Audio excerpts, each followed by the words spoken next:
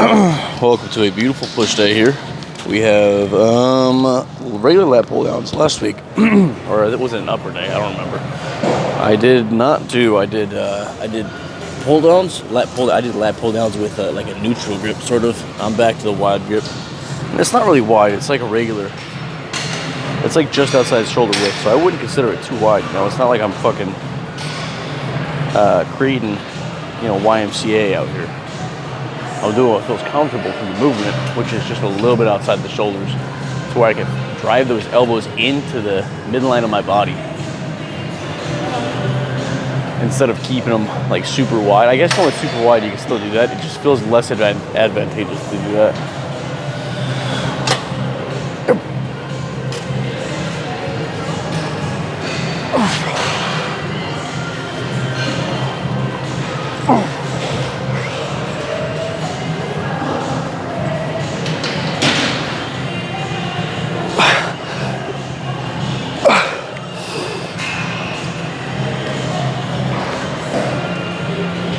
Okay.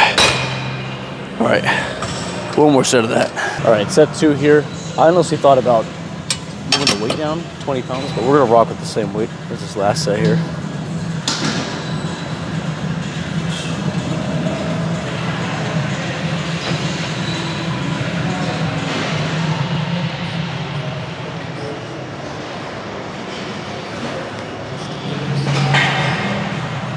Yep, there you go.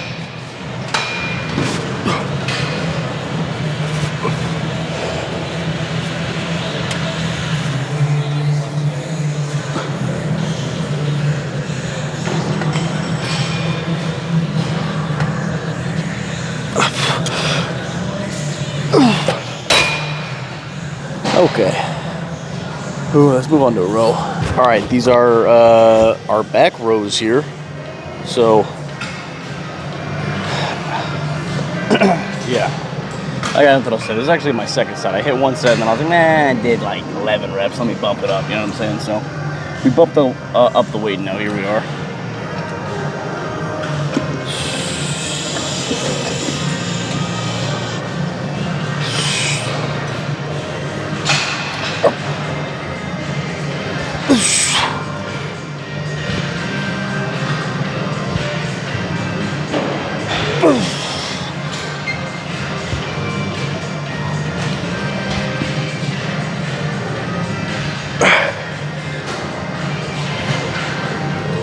Okay. Ooh, this makes it hard because there's no chest brace to hold me from sliding forward. So I have to use my lower back in order to keep myself from, going anywhere.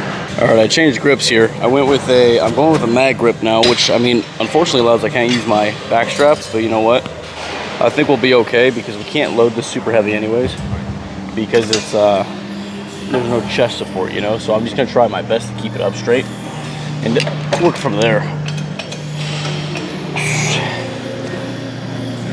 Here we go. Yep.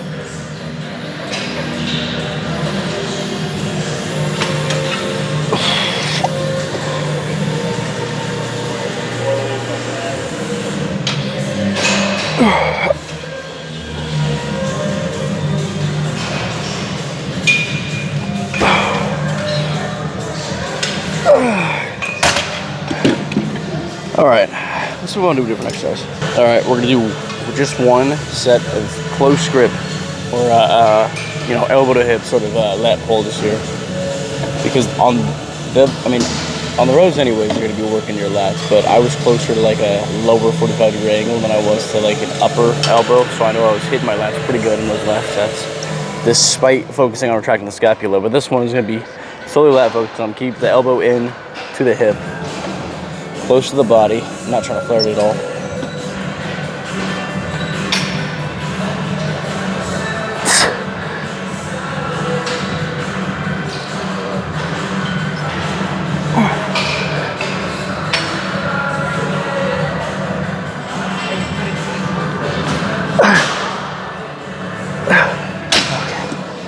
Whew, all right. See, my lower back's not feeling the greatest today, so doing this without a chest support is making it tough on the lower back. But don't worry, I'm working on strengthening the lower back every leg day. I'm doing lower back extensions. All right, here we go.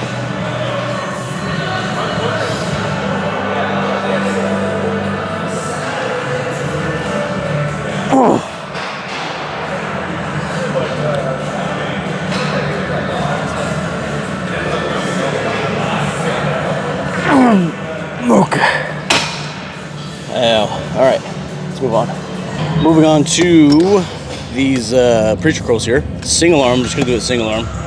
Sometimes I prefer to do a single arm, just feels, I don't know, more concentrated.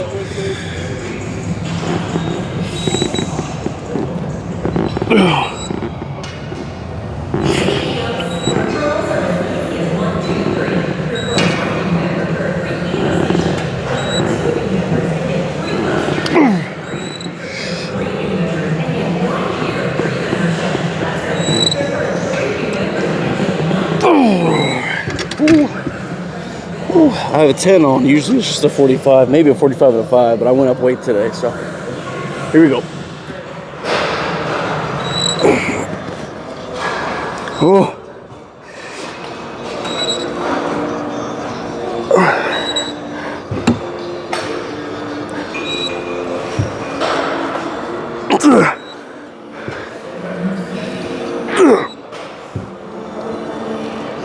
Oh, God. All right. Ooh, wait, at least one more set of that. Final set of bicep curls here. A single arm yet again. That last set actually felt better than this has felt in a minute, so I'm glad that I bumped the weight up.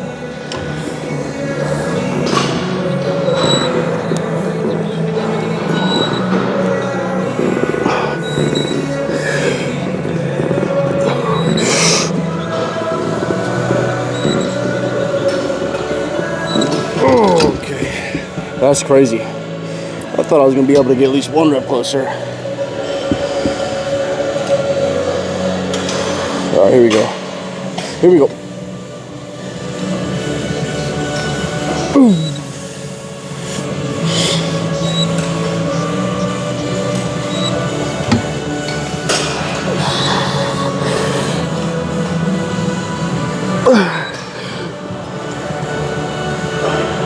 Oh, damn it, all right.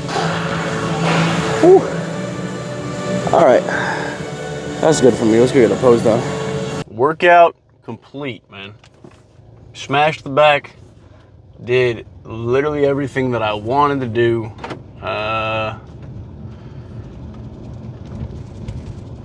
Yeah, no, I mean, honestly, look, the back, it doesn't take 8 different exercises to hit in its entirety.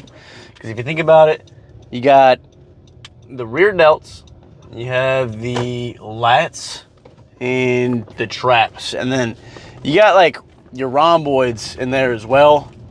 But the rhomboids are, you know, a supporting cast member. They help when you're pulling back on your rows and things like that, especially, you know, on like any rows, chest supported, non-chest supported, what I did in the gym. The rhomboids are active and all of that, but, you know, they're not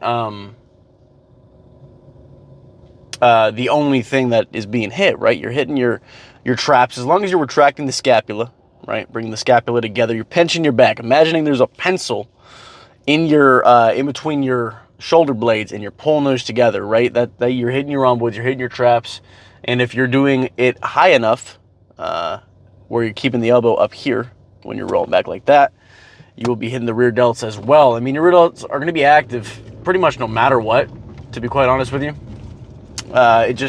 You can bias them a little bit more depending on the angle that you want to use to hit the row, you know.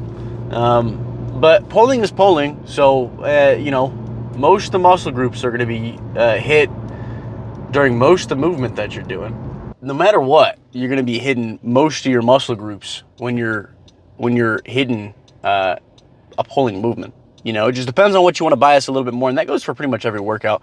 And I guess if you want to consider, you know, part of the lower back as part of your back day, you can. I mean, there's things you could do for the lower back, like the exercise, the erectors, right? That's what I'm talking about, is the erectors. Those ones at the bottom of the back right there. Those ones that you probably feel on like a deadlift or a low back extension or something like that, right? So the only reason that I include those on my leg day instead is because I use the low back extension machine, which could also be used as like a glute extension machine, if that makes sense. Like we use essentially as like a hip thrust, because you put your hips in the pad and you're using your glutes to extend through it, right? So it hits your hamstring, your glutes, and your lower back, depending on how you're doing it. So me, I kind of do it two ways when I start off my back day. I start off my back day with the lower back extension, so I keep my shoulders, like, I don't know how else to explain it. I try to stay extended, basically, away from the pad. I'm not like hunched over. I guess it'll make more sense when I explain the way I do it for the glutes and the hamstrings. So for the glutes and the hamstrings, when I do my extensions, I focus on I round the shoulders over the top. So I'm like, my upper back is rounded, and I keep my chin tucked, and I'm focusing on hitting the glutes by extending my butt through the pad, right? Like I'm pushing into the pad with my glutes. So in doing that, it focuses on the glutes. The sun is bright. It focuses on the glutes rather than the lower back, I would say, the way I feel it, So when I do the lower back version of it, I don't round the upper back, and I don't tuck my chin. I keep it high, and I try to keep my chest up as well, and make sure I'm using my lower back to extend through the movement. Obviously, the glutes and hamstrings are still going to be hit in it, because just the nature of what you're doing, you're bending at the hip, which is going to lengthen the glutes and the hamstrings. But it's an undercover cop right there doing an inspection on a semi. But yeah, so I do it two ways when I start my leg day. So I do like two sets minus a warm-up, or without a warm-up, so it'd be like 3 or 4 sets if you include the warm-up of the low back extension version. I'm keeping my chest up, and I'm coming up really high at the top of the movement. Whereas when I do the glutes, I don't come up as high. I'm just focusing on squeezing my glutes and pushing into the pad. So the end range of motion is just a little tiny bit different as well. And then after I do the low back version, I do the glute version of it and the hamstring version of it, and then I work on everything else during a leg day. But that's what I'm using to strengthen my lower back right now. But yeah, so basically the low back, you could count it as part of your back day if you wanted to. I don't typically put it on my back days, but I mean, you could if you really wanted to. I just wouldn't recommend having a leg day after that, because you are going to be hitting a little bit glutes and hamstrings on that movement, But there are ways to strengthen the lower back, and I think that strengthening all sorts of musculature surrounding the lower back is not a bad idea, especially for those with back pain. I know that the last time I tweaked my back pretty bad, I started doing those low back extensions, and I did them consistently 2-3 times a week for a few weeks, and my back actually did get better. And I tweaked it again, and now here we are. It's getting better. It's just sometimes it's uncomfortable. It's not like it's in pain. Like, I can bend over and pick stuff up. It's not in pain anymore, thank goodness, but there is still that issue, So I'm still working through it, but I think, not just the lower back, but you strengthen the glutes, and your I also think your hip flexion and your groins, depending on how tight those are, can pull you into precarious positions. So strengthening all that musculature around there could be beneficial for a mass part of the population, whether you work out or you don't work out.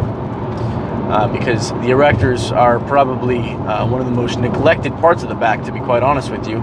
If you're not hitting RDLs or deadlifts of any sort, I feel like you are quite possibly neglecting the lower back a little bit, especially if everything you do is like chest supported on a row machine. If nothing is pulling against your back, like the rows that I was doing today, those weren't chest supported, so I was using my erectors and my lower back to hold myself steady, which, like I said, didn't feel super comfortable, but I was doing it. So that's back simplified training is a bunch of paper all over the ground, is you can do lat pull downs in this version, or you can do a row where you keep the elbow close to the body. Those are both going to hit the lats. And then if you want to hit that upper back musculature, so you know, your traps and your rear delts plus your rhomboids, then you're going to want to do a row with a high elbow, right? And it's closer to 90 degrees than you are to elbow to the hip. You know, the opposite of an elbow to the hip lat row, basically. And you know, if you want to do some more traps that isolate them a little bit more, you can do shrugs. You know, shrugs. But if you're retracting the scapula while you're doing your movement, you're going to be hitting the traps while you're doing your row. So just keep that in mind. You know, if traps aren't a particular weak point for you, then I don't think you need to add a specific trap part of your exercise. But for someone like me, I don't have huge traps, and I think that part of I got some notes back on my bodybuilding competition that said I just need more up top as far as musculature goes, and I was kind of taking that as I need more upper chest and more traps. So you know, I need to add a little bit more upper trap exclusion workouts, so shrugs basically. And if you want to specifically target your rear delts and take your traps more out of it, you could do a rear delt fly. You can do that on a cable machine, or you can do that on like a pec deck when you sit reverse on it. You can do that. And then for the lats, I mean, there is one exercise that I can think of that is very close to isolation, you know, or biasing of the lats, and that would be like a, what do they call it? It's like a flap, like a flap. If you guys don't know what I'm talking about, you know, and you're not heavy on the lifting TikTok, then you probably ain't seen the flap before. But literally, you get like a cuff or like a something of the matter around your elbow when you're on a cable machine, and you just bring your elbow to your side, basically. So with that, it's like boom, like you're just like literally like flapping your, like a wing, you know, boom, boom. That's basically what it is. And I think that's as close as you can get to like an isolation exercise as far as your lats go, you know. So but that's, you know, that's basically all it comes down to. That's why I only hit 3 or 4 exercises for back when I'm doing my back, is because, you know, I hit basically 1 lat pull down, 1 lat row, and then an upper back row.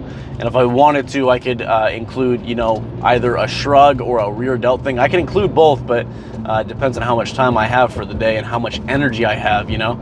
I might eliminate a couple sets from other things, so, you know, 1 set of this, 1 set of this, so that I can do those extra sets and those extra exercises that are more isolated, I would say. And then, of course, it was a pull day, so biceps, you know. And biceps are biceps. You can hit biceps pretty much any way you want to and see growth, you know. Like, there are certain things that make it a little bit tougher to hit biceps, and maybe you know, are less quote unquote optimal, but honestly, you just get a variation of a curl and then you just do it, man. That's all it is, man. That's all it is. So, bicep training for me is not the most exciting thing these days. You know, in high school I used to love it, but it's because I would do like 6 different exercises for biceps after my school day when I was doing 2 days. But yeah. Damn, this sun is killing me, dog. I don't have any sunglasses. Oh, wait. Hang on.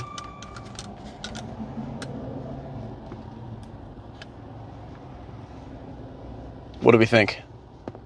Sassy and frassy? What about waspy? Is waspy a good oh fuck, I dropped a card down the seat here. This ain't my vehicle. This is not my vehicle, if you can't tell. These are not my sunglasses. So the sun is literally right in my left eye here. So you know, that's kind of annoying, but we work through, we persevere, we push through all that type of shit. So I'm out of here.